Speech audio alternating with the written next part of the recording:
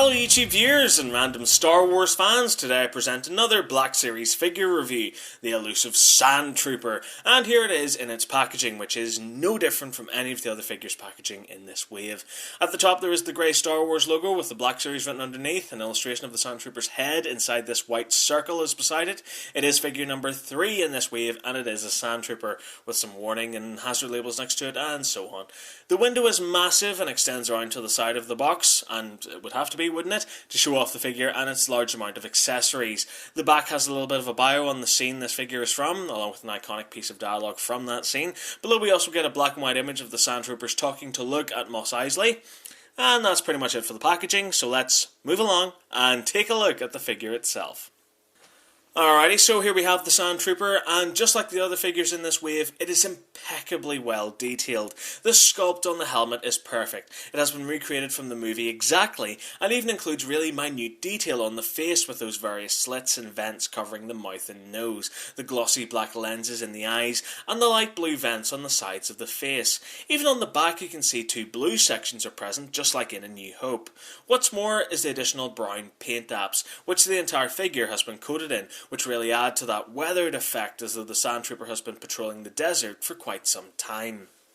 On the torso you can see he's sporting that orange cloth pauldron on his shoulder, while the armour on his chest has been perfectly recreated, including that pointed pectoral sculpt, and again that weathered paint app effect has been put to good use here too. The lower half of the body continues with the high level of detail, with the white belt containing its various sections, plus these black holsters with their gold buttons which hang from either side of it. The back is fairly basic, just like the armour in the movie, and also contains that weird design on the top of the back which secretly conceals a peg hole, but more on that later. The arms contain their individual pieces of armour plating with the black basic bodysuit visible in between the gaps. Again, the legs are very basic and contain the weathered effect on the front and back, while the boots are fairly generic. So that's it for detail. As great as it is on its own, that extra brown paint app really gives it some additional character. Turning to articulation, the head can do the full 360-degree exorcist twist, and can also nod up and down. The arm can do a full 360 at the shoulder and move out, but only to 45 degrees as the armour plating on the shoulder restricts it. There is a full 360 at the top of the bicep and tricep, and there's a double joint on the elbow, so the arm can bend in to roughly 120 degrees. There's also a full 360 on the wrist. We also get that standard Black Series ab crunch, allowing the torso to move back and forth, and naturally this doubles as the figure's 360-degree waist articulation as well.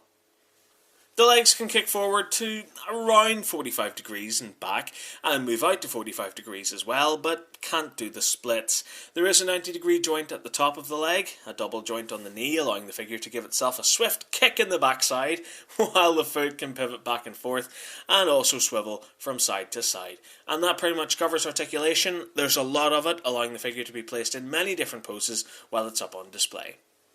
The Sandtrooper comes with an impressive 4 accessories. First up we have his backpack, which is covered with all of these supplies and gadgets which are essential for surviving in the desert terrain, while on the back an extra pouch can be seen hanging there, and below you can also see a small peg jutting out from it.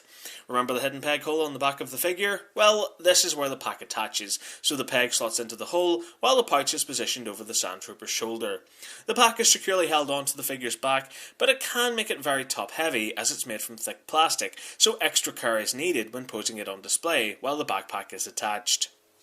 The Trooper also comes with his standard black blaster, which is just moulded black plastic and contains no paint apps, but the figure can hold it easily and looks very impressive while carrying it.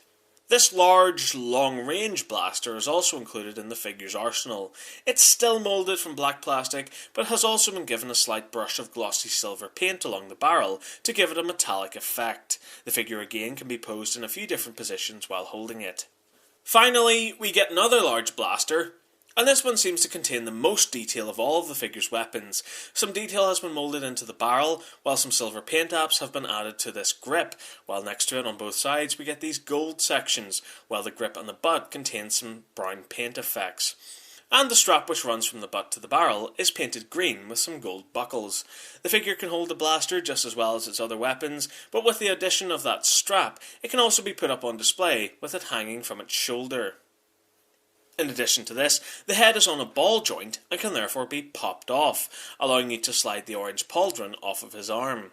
Then, when you reattach the head, you get a basic, if a bit battle damaged and beaten up, Stormtrooper.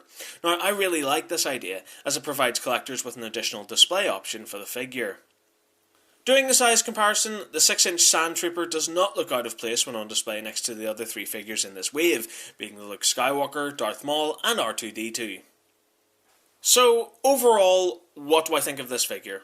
Well, one thing I loved about the original Star Wars trilogy was just how dirty and beaten up and used all of the props, starships and locations seemed to be. It felt like a real world, it felt lived in.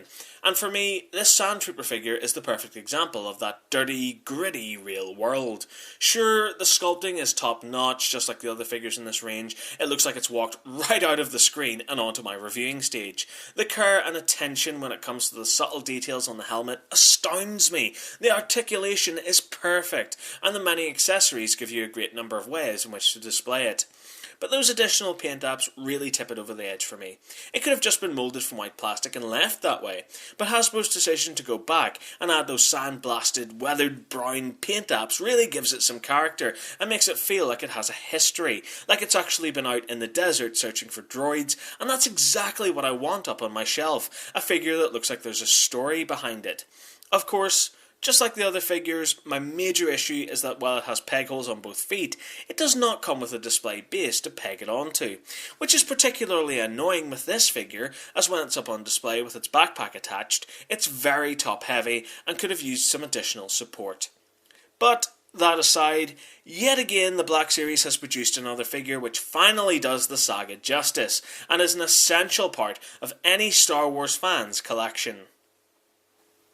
And so that does it for this review. Thank you very much for watching. I really hope you've enjoyed it. If you did, there are countless more reviews online. Thank you again for watching.